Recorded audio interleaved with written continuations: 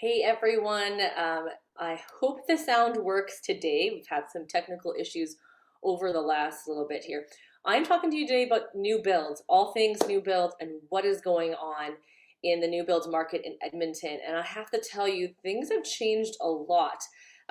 Prices again are rising for lumber. I talked about this last year. Prices had gone up, and we saw that when we were building our deck and our shed, and they're rising again. I also heard the cost of sheet metal has risen as well. So HVAC companies are charging more money. There's a higher demand for properties as well. So guess what? Finding a lot to build on right now is a big challenge.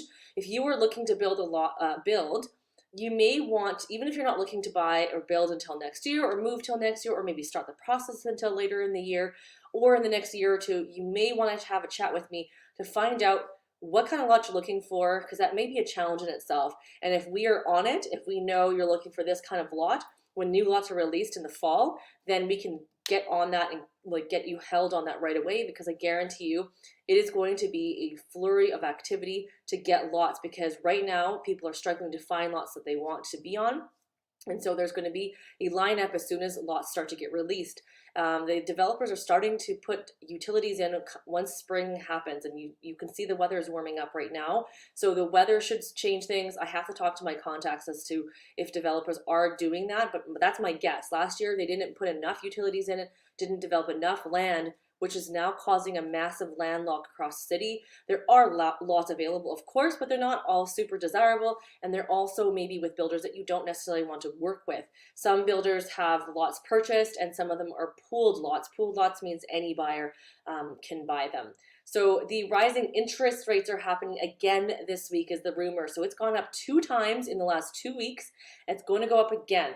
How do you save those interest rates if you're looking to build?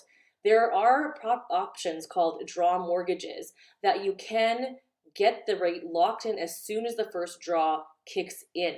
So if you're looking to build in the near future, that's something we want to talk about, because if you do a completion mortgage, your interest rate isn't until closer to about 120 days out from when you get possession. So if you get the interest rate locked in at the draw stage, you can get the lower interest rates. So make sure to talk to me about that to see if that's something that makes more sense for you for building.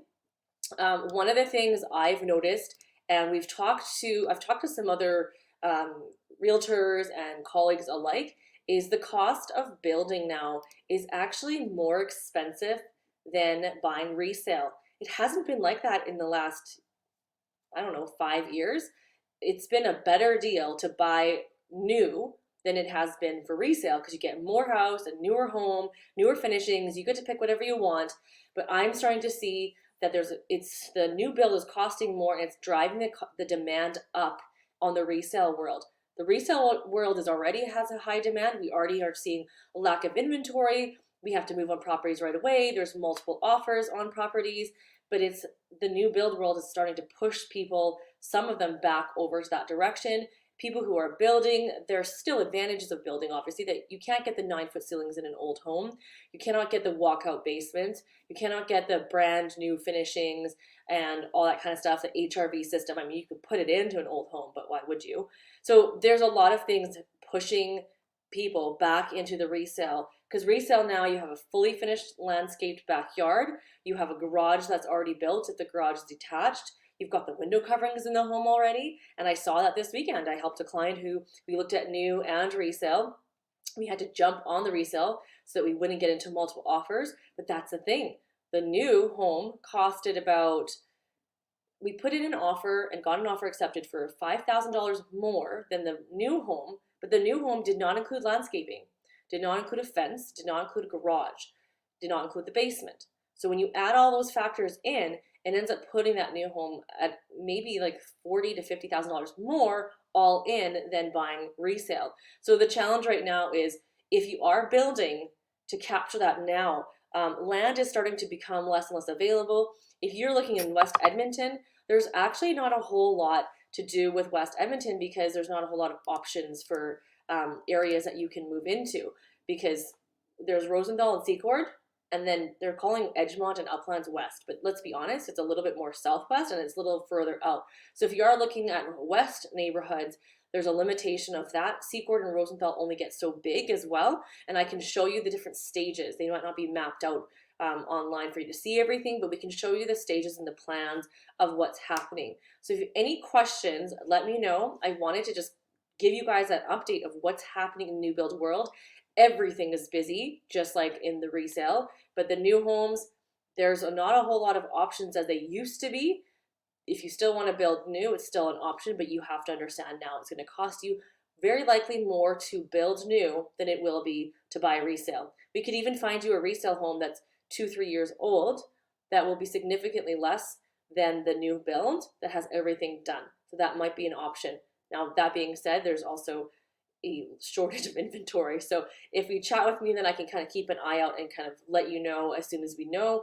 And we network with our other colleagues to find out what else is coming on the market. So it is only March 15th, but it feels like it is the middle of April, end of April in terms of the activity of what's happening. Everyone's rate holds are going to expire in the next 120 days. And so I have a feeling that things might slow down a little bit in the fall. Doesn't mean should you wait to build until the fall? Problem with that is maybe the prices might go lower. And I say, like, I'm very skeptical that the prices will go down. The builders have been waiting to not give discounts. They've been waiting to not give incentives for the last 4 or 5 years. They're finally seeing the demand.